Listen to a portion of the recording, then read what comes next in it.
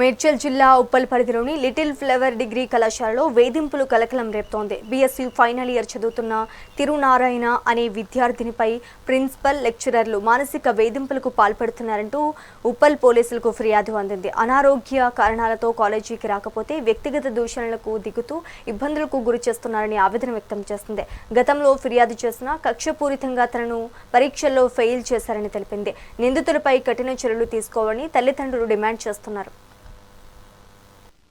నేను తిరునాయన వాళ్ళ అమ్మగారినండి. ఎన్నో ఆశలతో లిటిల్ ఫ్లవర్ డిగ్రీ కాలేజ్లో నేను జాయిన్ చేశాను. మా అమ్మాయికి ఇష్టం లేకపోయినా కూడా కాలేజ్ పెద్దది, మంచిగా ఉంటుందని జాయిన్ చేస్తే వాళ్ళు ఫస్ట్ ఇయర్ నుంచి హెరాస్ చేస్తున్నారండి మా అమ్మాయిని.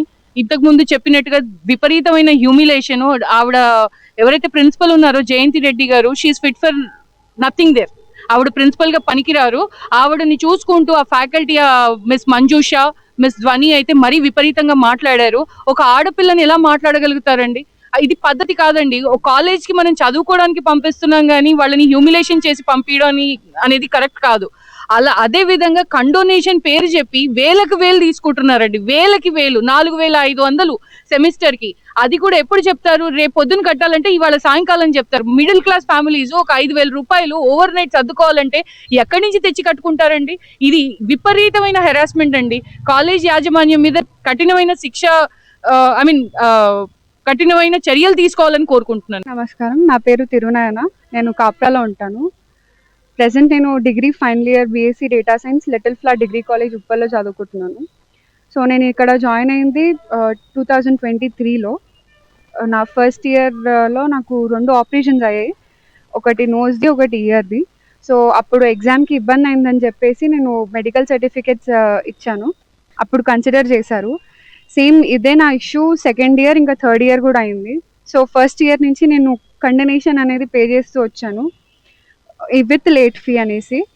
అండ్ నేను లాస్ట్ 15 డేస్ నుంచి మా college faculty which is statistics faculty miss Manjusha ma'am వెనకాల వెళ్తూనే ఉన్నాను నా ఫీ సబ్మిట్ చేయడానికి. అయినా తను సపోర్ట్ చేయలేదు నాకు. సో మొన్న ట్యూస్డే రోజు 24th మార్చ్ వెళ్ళి 3:20కి కాలేజ్ స్టాఫ్ రూమ్లో వెళ్ళి నేను ఫీ సబ్మిట్ చేస్తాను, నా అటెండెన్స్ ఎంత చెప్పండి అని అడిగితే, నువ్వు ఎవరెవరితో తిరుగుతున్నావు నాకేం తెలుస్తుంది అని చెప్పేసి ఆవిడ అన్నారు. ఆవిడ పక్కనే ధ్వని అని ఒక ఆవిడ కూర్చున్నారు.